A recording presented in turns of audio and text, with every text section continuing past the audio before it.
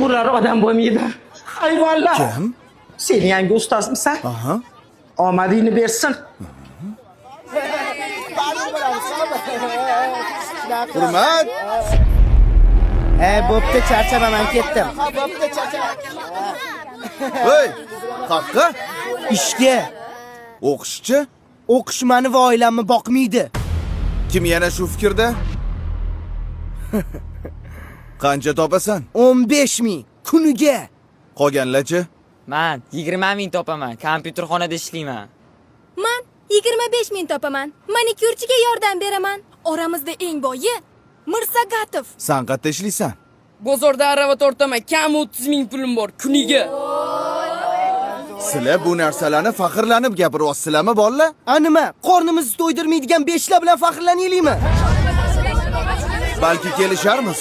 Nimani kelishmoqchisiz? Har bir baho uchun pul to'layman. Oppa! Вот это поворот! Eng ko'p baho olgan 5 ta o'quvchiga Kuniga 20 mingdan. Yo'q, 25 mingdan. roziman. Voy, qaqqa? Ishdan bo'shashimni aytib keling.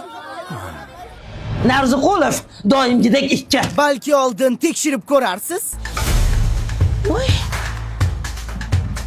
Bo'lar ekan o'qisa.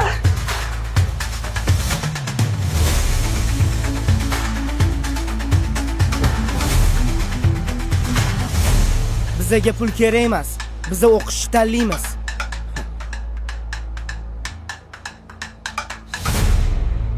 Rosa xursand bo'lsalar I, kerak.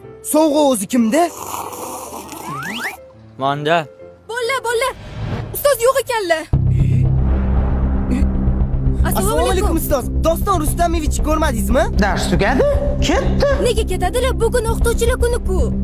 Men qayerdan bilaman? Nima men uni qorovulimanmi? Ishga ketgandir. Yana qayerdadir ishlaydilarmi? Navoiyxonadami? Boshimni qotirmalaring.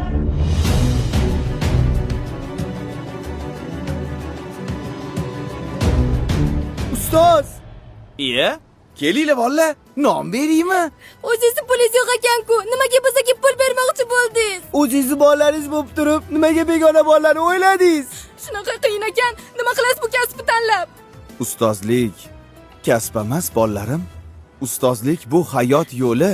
Siz endi ishga chiqolmaysiz. Sizni boshqa joyda kutishyapti. Qatta? Umrada.